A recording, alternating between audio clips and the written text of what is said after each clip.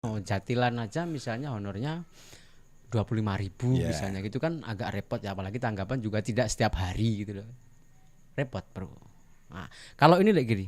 eh, Tentunya Yogyakarta kan disebut sebagai ibu kota kebudayaan, ibu kota kesenian. Tentunya supporting itu pasti banyak ya. Masyarakat Yogyakarta yang juga berlabel kota pendidikan, tentunya masyarakat Yogyakarta juga sedikit lebih maju secara peradaban intelektualitas dibandingkan kota-kota yang lain. ya, Satu sisi pendukung, satu sisi yang juga turut penting adalah sebenarnya peran pemerintah itu gimana, Pak Giri? Peran pemerintah daerah istimewa Yogyakarta terkait dengan seni dan budaya kita itu ya. gimana? Pemetaan Lek Giri misalnya. Ya sebenarnya urusan kesenian dan budayaan itu urusan pemerintah juga, bukan urusan masyarakat, urusan rakyat, Yes. urusan pemerintah. Pemerintah punya kewajiban untuk menghidupkan, untuk melestarikan, untuk mengembangkan seni dan budaya. Kebetulan di Jogja ini ada yang namanya dana keistimewaan. Undang-undang Ya. keistimewaan ketika diketok kemudian efeknya adalah munculnya dana keistimewaan yang luar biasa bagi perkembangan kebudayaan, bagi kehidupan kebudayaan di kota ini. Sejak tahun 2013 ya nggak salah ya. Ya sekitar itu ya. Itu goalnya adalah mensejahterakan seluruh rakyat daerah istimewa Yogyakarta. Goalnya itu yang perlu diingat. Nah, persoalan apakah setelah sekian tahun undang-undang keistimewaan itu diketok, kemudian dana keistimewaan itu sudah beres, apakah kesejahteraan rakyat itu sudah terjawab? Saya kira teman-teman bisa tahu sendiri. Iya, iya, saya sedikit mencermati Lek Giri sih ketika Danais ada di Jogja ya. Kemudian tiba-tiba kesenian itu muncul lagi, misalnya seni-seni tradisi atas nama nguri-nguri seni tradisi, kemudian muncul lagi sanggar-sanggar kesenian itu muncul lagi gitu, yang mau sudah hampir mati atau setengah tiang Ya, itu tiba-tiba muncul lagi seni tradisi. Itu sebenarnya gejala fenomena yang menarik sebenarnya. Tapi kemudian yaitu menjadi apa istilahnya bom waktu juga ya, menjadi polemik tersendiri ketika ini, mohon maaf, kita bolehlah kita mengkritisi kebijakan-kebijakan misalnya tentang Danais juga.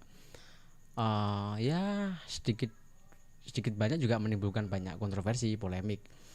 Terus saya juga mencermati Facebooknya Lek Wahyana Giri ini kan, saya nggak tahu nih, Lek Giri ini agak sedikit luar biasa. Karena beliau adalah pengamat budaya ya, sehingga tentunya sudut pandangnya akan lain. Salah satunya adalah bagaimana Lek Giri, sesuatu yang menarik itu adalah sikap Lek Giri yang juga mengkritisi kebijakan-kebijakan soal Danais. Yang paling fenomenal tentunya tahu sendiri kan ya Pak Brodus, apa hashtag kuakui itu, bahwa dana istimewa itu kemudian hanya dikelola oleh beberapa orang, terus ya, melibatkan orang-orang itu saja itu, sedangkan saya misalnya generasi muda atau teman-teman mahasiswa itu tidak bisa mengakses, padahal betul. itu kalau menurut versi teman-teman harusnya asasnya tadi adalah mensejahterakan masyarakat daerah istimewa Yogyakarta gitu loh. Ya. Kenapa Lek Giri bersikap seperti itu, Lek? Ya berangkat dari goal itu kan. Goalnya undang-undang keistimewaan adalah bahwa Danais itu untuk mensejahterakan rakyat daerah istimewa Yogyakarta. Kalau selama ini belum sejahtera, bolehlah. Artinya boleh itu mungkin memang belum merata. Tapi persoalannya bukan itu. Persoalannya adalah pemerataan orang-orang yang bisa mengakses itu. Maka saya selalu muncul dengan hashtag kuakui itu karena pemerataan. Kawan-kawan pemegang kebijakan di kantor pemerintahan itu tidak punya basis data yang jelas, hingga akhirnya bahwa tahun ini yang akan saya fasilitasi sekian grup misalnya gitu. Tahun sesuk sekian grup, tahun berikutnya sekian grup. Basisnya harus itu, basis data yang misalnya ada 1.000 grup, berarti aku harus ratakan itu. Tapi yang terjadi tidak kan. Ya. Tahun ini, tahun esok ya ini, tahun ini, sementara ada sekelompok seniman yang juga aktif berkesenian, mau nonton, menjadi penonton pasif, mengapresiasi pasif, melihat mereka euforia merayakan pertunjukan-pertunjukan dengan pesta pora honorarium gitu. Ini kan kejahatan yang luar biasa menurut saya. Karena pemerataan itu wajib hukumnya. Pancasila ya, keadilan sosial bagi seluruh rakyat Indonesia. Iya. Berarti keadilannya di mana gitu. Oke. Saya berani bicara ini tentu banyak risiko, tapi ora urusan saya, ora penting itu. Tapi bukan berarti kalau teriak lantang atau ngeritik itu bukan berarti cari proyek ya, Lek ya. Terus julek bagian juga, saya nyari bagiannya kehidupan saya, persoalan hidup itu selesai bagi saya. Untuk mangan saya dari selesai, pekerjaan istri saya punya pekerjaan. Gitu. Pekerjaan. Teman-teman itu. Saya pikirkan itu nasibnya konco-konco sing ora iso gawe proposal, konco-konco sing ora duwe akses, ora duwe jaringan, ora duwe hubungan ke kantor itu kan ra iso ngomong apa. Ada banyak kawan yang sampai sekarang belum pernah merasakan diuripi pentas anggaran keuangan banyak. Saya itu punya datanya. Tapi banyak pula yang sudah ratusan kali ngerasake kuwi. Ono sing gajine ngantek 15 juta sesasi ono. Jadi bukan berarti teriak-teriak itu minta proyek ya, jangan dicurigai begitu. Tidak semua seniman yang teriak-teriak seperti Lek Giri ini bukan berarti terus harus minta jatah dikasih proyek, enggak dong. Jangan dimaknai seperti itu berarti Lek Giri ya. Keliru itu. Keliru. Sangat belum memahami saya gitu. Oke, ya gitu loh teman-teman semua ya. Enggak ya itu dari Lek Giri. Artinya ya ya ada juga ini Lek Giri bahwa kemudian kritik itu kan sebenarnya juga sesuatu yang menarik kan kalau agenda kesenian, agenda kebudayaan. Artinya kritik itu tidak harus ngeritik soal yang oleh dana kuwi-kuwi wae ngono. Bukan hanya soal itu. Kesenian juga butuh dikritik, apalagi soal konten, soal isi, soal bagaimana mengembangkan sesuatu kesenian. Misalnya kesenian tradisi yang perlu dikembangkan, jadilan dikembangkan, ketoprak dikembangkan, maka itu butuh suara dari akar rumput, butuh suara dari rakyat, butuh suara dari pegiat seni yang lain supaya tentunya lebih baik goalnya. Lek Giri punya niatan seperti itu kan? Ya, yang paling aneh di wilayah ini kan di jagat seni kita kesenian ini kan mengkritik dianggap alergi. Oke. Malah dijudake, wis dianggap cerewet gitu. Tapi nek membuli malah boleh. Artinya membuli itu mengkritik itu kan persoalan program, bagaimana program enggak benar, bagaimana enggak bagus, kita kritik evaluasi itu bagus karena program urusannya. Tapi nek membuli kan urusan fisik. Tapi yang terjadi konco-konco itu malah seneng, "Wah, botak, wetenge gendut." Seneng. Boleh. Padahal itu stigma kayak gitu nggak boleh. Tapi ketika kita ngomong program, ngomong kebijakan malah nggak boleh. Iki kualek otak iki. Oke. Itu kan tuh. Contoh kasus di dalam kesenian apa misalnya? Iya, sehari-hari kita temui. Kalau saya mengkritik ketoprak misalnya, dagelan Mataram yang dibiayai oleh dana kesumaan. Loh kok yang main itu saja. Udah saya cerewet itu dianggap cerewet. Kurang rame. Aku memahami mereka. Kamu jangan mengganggu saya sedang menikmati sebuah kenikmatan program gitu. Tapi ketika aku ngomong, "Wah, leman kae wong gendut-gendut, bosok," ora masalah bagi mereka. Padahal itu bully. Malah mereka lucu tuh itu. Itu yang enggak boleh malah bully itu ra entuk, tapi nek ngitik program malah mulai kualik nang dunyane iki. Repot kalau gitu ya, Pola pikir wis ngono kuwi. Jangan hambat orang sedang melakukan pesta pora anggaran. Maunya gitu kan. Maunya ya, tapi kemudian orang mengkritik menjadi sesuatu yang salah kaprah kan? Saya kan sering datang ke grup-grup kesenian di desa-desa. Belusukan nang Wonosari, nang Bantul, Sleman, Kulon Progo, desa-desa kesenian desa sambate dana es niku napa ta Mas, kula nek urung tau ngrasake sepisan mawon. Belum ngajukan kelurahan ngono sak gitu. Ketake nggih pun kula coba nggih mboten. Itu artinya persoalan ini sampai enggak ke pemerintah. Akses bagaimana mengakses dana kebudayaan itu mungkin edukasi terhadap itu ya Lek Giri mungkin yang mereka tidak pahami ya. Bukan hanya itu.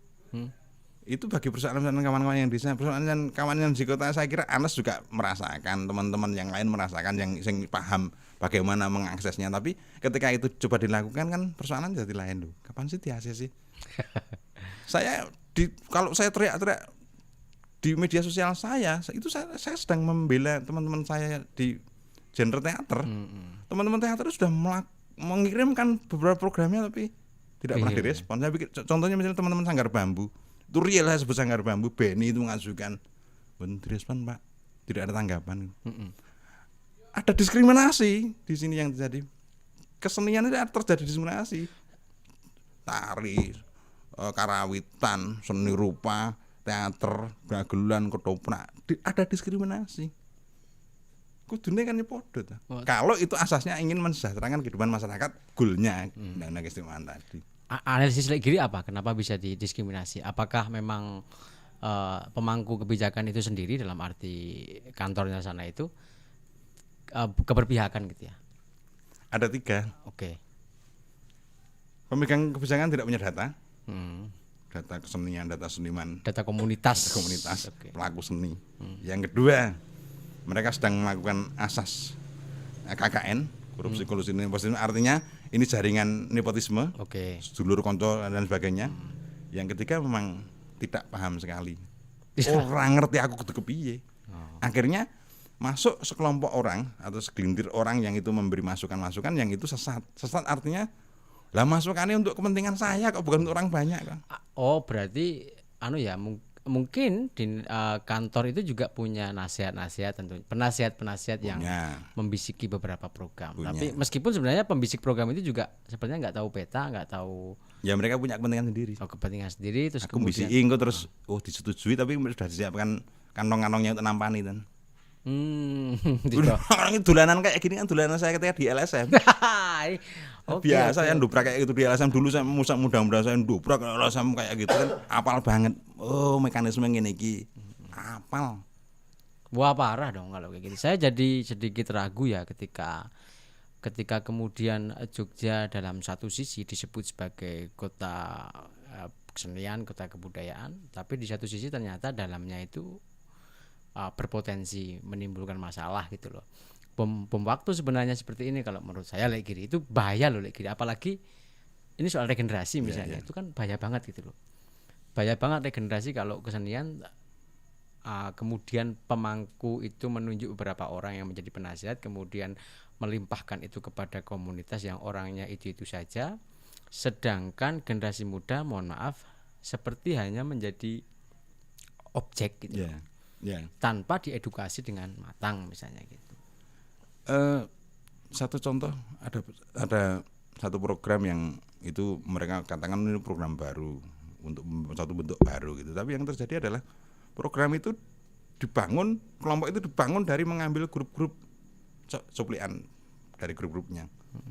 Grup A, grup B, grup C cuplek menjadi satu grup untuk ditampilkan. Ini bukan pemberdayaan, itu justru membunuh grup-grup yang sudah ada di sana yang sebenarnya ini kalau diberdayakan mereka akan hidup, grup-grup yang ada di kecamatan-kecamatan hidup, tapi malah ketika dicuplik itu bikinkan satu grup sendiri. Lah mati mereka karena internal antar grup nek lho kok sing nganggo kae. Wah, mboten saksenian mawon nek ngenten. Jadi mereka jadi prajurit doang ya. Iya, ini Jadi kan objek, jadi bahan eksploitasi mungkin ya. salah kaprah tuh tadi ini. Oh, tapi regenerasi gitu kan yang terjadi kan Ya, regenerasi. yang mereka bilang sebagai regenerasi kayak gitu.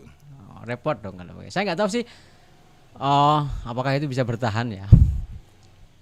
Regenerasi tanpa sebuah konsep yang jelas, tanpa sebuah frame target yang jelas itu bagi saya kosong, Lek. Kebudayaan tuh nggak bisa seperti itu. Esensi itu adalah hal yang paling penting. Soal casing, soal tabung, soal visual pertunjukan itu adalah nomor sekian. Bahwasanya kebudayaan itu kan aplikatif. Yeah. Nah, saya nggak tahu gimana lagi setuju. Semua basisnya adalah berawal dari data. Apapun. Contoh gampang Anas ketika sedang KKN dulu kan mesti ada yang namanya data dulu, Data, wilayah. riset dulu ya. Bagaimana kita ngelihat peta wilayah Pemetaan. itu kan. Nah, ketika kantor itu ingin menggarap satu persoalan di Yogyakarta, di daerah istimewa Yogyakarta ini misalnya berkaitan dengan kebudayaan, kita harus punya datanya dulu. Bagaimana grup keseniannya, grupnya, personelnya apa, ada jenisnya apa saja punya dulu, baru digarap. Kedepannya apa dulu ini memprioritaskan seni tradisi, seni modern. Persoalan mengarani seni tradisi, seni modern ini menjadi persoalan kok itu. Sing dianggap tradisi, sing modern piye? Kasus kok itu. Dikotomi terhadap pembagian kategorisasi. Kategori ya. Begitu teman-teman semua. Ya ternyata menyisakan banyak persoalan, menyisakan banyak hal gitu. Saya mungkin secara pribadi mungkin sebagai penonton kesenian juga merasa bosan Lek Giri kalau melihat pementasan bener misalnya pementasan seni tradisi ya. Ternyata mohon maaf tema-tema terus dengan naskah-naskah yang diangkat itu juga menurut saya juga tidak berkembang. Itu satu sisi yang menurut saya cukup mengkhawatirkan. Karena naskah-naskah tema-temanya ternyata hanya itu saja gitu loh. Ya, kita tahu semuanya. Kita membaca sejarah kebudayaan di Indonesia, membaca sejarah sastra Indonesia, membaca sejarah kesenian di negeri ini. Karya sastra, kesenian tidak akan memunculkan satu bentuk yang dahsyat, memunculkan satu karya besar apabila terjadi satu kenyamanan rezim. Di satu pemerintahan yang sangat tertindas, yang satu konflik politik yang luar biasa, akan muncul karya yang bagus. Ketika pemerintahan itu bagus, tidak ada persoalan apa, nggak ada apa-apanya.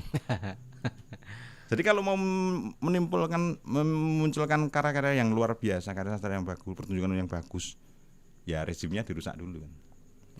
Karya-karya teater gandrik akan dahsyat ketika itu dia zamannya Soeharto. Ketika awal-awal gandrik zaman Soeharto, orang mengkritik sedikit aja udah luar ditepok gitu, butat monolog yang luar biasa, pokoknya karena ada satu keterwakilan penonton untuk mengkritik gitu. Ketika pemerintahan itu hampir tidak ada persoalan, ya tidak ada persoalan. Tahun kita ingat di genre sastra munculnya selalu pada persoalan politik, angkatan Pujangga Baru, angkatan Balai Pustaka, angkatan 45, angkatan 66, 70-an 80-an gitu. 45 persoalan pemerintahan negeri ini, 66 kasus PKI dan sebagainya. Kemudian 70-an saya kira gelora mahasiswa yang meledak, munculnya generasi baru, masuknya pemerintahan rezim Soeharto, Rendra membawa pemerintahan baru bersama Umar Khayyam dan Gunawan Muhammad, saya kira itu sebenarnya kalau saya lebih keras itu kan titipan politik sebenarnya. Ada satu titipan sebenarnya titipan di sana. Jadi kepentingan politik itu sebenarnya menunggangi kesenian dan karya sastra. Ya, potret tercermin sebenarnya. Apalagi dalam situasi seperti ini, ketika orang berkarya sebenarnya sudah disiapkan dana yang bernama dana keistimewaan itu. Ini tidak membuat tantangan apa bagi seniman, karena wong arep bersenian gampang kok. Gampang artinya duwe jaringan yang kono ngajukan iso pentas. Tidak akan muncul karya baru dengan proses baru yang berdarah-darah yang hasilnya akan luar biasa kan. Sangat gampang. Betul ya. Banyak kritik yang juga membahas soal itu dari teman-teman, bahwasanya kalau pentas menggunakan dana is itu kemudian seniman itu seperti terbatas, dibatasi. Misalnya latihan itu SHBG-nya 10 kali kan gitu. Teman-teman seniman tuh akhirnya itu membuat menjadi polarisasi, menimbulkan pola latihan rasa suwe-suwe, yang ngejangan aja, terus kemudian ya wis 10 wae latihannya cukup kok, itu hanya semacam menuntaskan kewajiban pentas. Artinya itu mengalami pergeseran nilai loh, pergeseran value kan, pergeseran nilai bahwa pentas teater, pentas seni tradisi itu hanya semacam menggugurkan wajib bahwa itu harus pentas. Dia tidak berpikir soal esensi, soal bahwa ini tuh penting loh untuk sumbangan kebudayaan misalnya itu. Menurut saya enggak sampai berpikir ke sana. Soalnya pembikin konsep patokan SHBG ini enggak memahami persoalan kesenian yang sesungguhnya. Kalau saya entah itu profesor entah apa, saya enggak memahami. Karena apa? Kalau dia memahami hanya pada satu bentuk kesenian tertentu. Tari atau karawitan. Tapi kalau di teater, proses wajib 3 bulan itu harus dilakukan. Karena di teater itu proses lebih penting daripada pertunjukannya. Karena kalau membangun jiwa itu sebenarnya ada di proses, bukan di pertunjukannya itu. Berbeda dengan kesenian yang lain. Kalau kamu ingin membangun jiwa, ya kowe melu teater selama 3 bulan, bahkan ikut di sanggar itu berbulan-bulan, bertahun-tahun. Nah, proses 3 bulan itu banyak orang ada perubahan-perubahan sikap gitu. Di situlah prosesnya. Iya ya, kalau dalam teater itu kan agak panjang ya. Panjang. Ada latihan dasar dulu, naskah aja harus reading dulu. Kalau kita dengar kesaksian teman-teman senior itu kan selalu ngomong, aku nek ra dadi teater, aku ra melu teater, wes aku wis dadi bajingan. Banyak yang bilang gitu kan. Lah aku ditulung tenan ro teater. Lik Suyanto misalnya dia menggelandang di zaman Malioboro, kalau enggak ditulung oleh teater dia akan menjadi bintang film, bintang iklan. Dia merasa ini menolong saya. Teman-teman bengkel teater, kalau kita ngelihat bengkel teaternya Rendra di sini, dibangun di Jogja di petang puluhan, kemudian banyak orang masuk ke sana. Kalau orang-orang ini tidak masuk ngene Rendra sing jenenge bengkel teater, yaitu bengkelnya jiwa kita. Mungkin sudah gelandang. Udah digali mungkin. Tanya saja orang-orang yang pernah ke sana. Aku nek ra melu bengkel mungkin udah digali gitu. Bram yang sekarang masih hidup. Teman-teman yang lain sudah almarhum. Kalau Bram Kagiku hidup terima kasih bengkel teater. Aku kalau nggak di sini aku udah menjadi bajingan. Oke. Ya karena di teater itu orang dibangun jiwanya. Jadi kesenian itu sebenarnya tidak hanya persoalan pentas Bung, ternyata itu membangun diri, membangun jati diri, karakteristik pribadi, bahkan kemudian sampai berakhir kepada nasib. Kalau kita membaca kesenian hari ini Lek Giri itu kan enggak ya, kayaknya tampilan casing gitu loh. Artinya ya seni itu enggak jalan kalau enggak ada duit. Yeah. Pola itu kemudian menjadi terbangun sekarang. Yang namanya penari itu, satu penari itu bisa PY 3 kali. Satu hari bisa. Satu hari 3 kali atau 1 bulan dia bisa, 1 malam bahkan itu dia bisa latihan di 3 tempat loh. Iya. 3 tempat, tapi ketika dikonfirmasi itu ya capaiannya ternyata proyekan PY gitu loh, tidak menjadi tidak dipahami sebagai sebuah ritual yang menghaluskan hati dan menajamkan pikiran. Enggak sampai ke sana, tidak sampai kepada sendi-sendi kehidupan. Artinya praktis sekali kesenian sekarang ini. Ya, yang memprihatinkan saya lihat kan justru begini. Jadi ketika belum ada dana keistimewaan, nah, iya Le, itu penting. Sebelum ada Danais, kemudian setelah ada Danais itu kan ada beberapa gejolak yang mengalami perubahan ya. Termasuk spirit seniman tuh menjadi berubah. Pola-pola latihan yang dulu disebut sebagai wani getih dengan pola latihan yang pokoknya manut job dan lain sebagainya. Terus kemudian disiplin latihan yang semrawut ya. Kalau saya mendengar banyak seniman latihan teater mesti terlatih dan sebagainya. Kemudian pentas harus berawal dari duit pasca ada Danais. Padahal sebelumnya dulu katanya orang itu nggak pernah yang namanya mikir uang gitu loh. Kebutuhan rohani seni itu gimana itu? Ya, yang memperhatikan kan teman-teman seniman, grup-grup kesenian sebelum ada Danais itu orang mati-matian ya. Pertunjukan. Ada grup-grup yang terus setia setiap tahun sekali pentas, 1 kali 2 kali dengan gadeke motor BPKB, jual sepeda, jual mesin ngetik. Kalau teman-teman yang basicnya wartawan gadeke kamera gitu dilakukan. Tapi sekarang itu ada Danais, saya tidak menemukan itu lagi. Tidak menemukan artinya, loh, grup-grup dan orang-orang itu sekarang pada kemana kok nggak pada pentas? Ternyata mereka tidak mendapatkan fasilitasi malah. Yang mendapatkan fasilitasi bukan orang-orang itu. Malah bukan orang-orang yang dulunya mati-matian gitu. Ini pendatang baru sing malah kemarin nyorai ketika ketika ada demo keistimewaan mereka nyorai. Ngopo kowe wis bengok nang titik nol nang Larok nang Jakarta ngopo. Sekarang mereka menikmati. Saya itu pelaku keistimewaan. Saya aktif di demo di Jakarta dan sebagainya. Saya disorai kanca-kanca saya. Dicibir ngopo? Bahkan ada yang bilang ngopo kowe nggawe sastra keistimewaan. Sastra penetapan nang titik nol. Saya kan bikin setiap bulan malam sastra Malioboro. Apa sastra penetapan?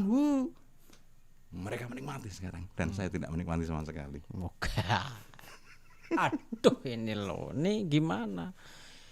Karakteristik seniman kita personalitinya sepertinya agak sedikit ya nggak match ya dengan ya bermuka 1000 kali ya. Jadi repot juga men. Saya nggak tahu ya.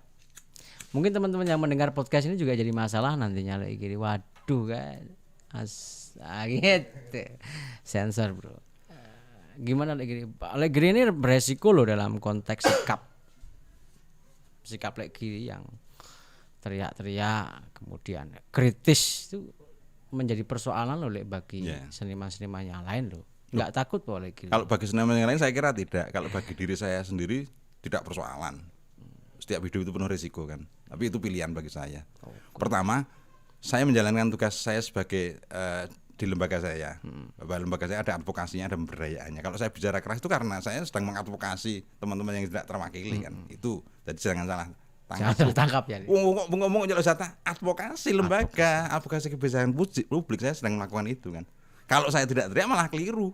Lah gue ini makan gaji buta gitu. Saya melakukan itu. Kemudian kalau saya teriak itu persoalan resikonya pada diri saya sendiri kok. Pada saya, anak saya dan istri saya, tidak pada orang lain. Orang lain ngapain? Jadi tidak masalah.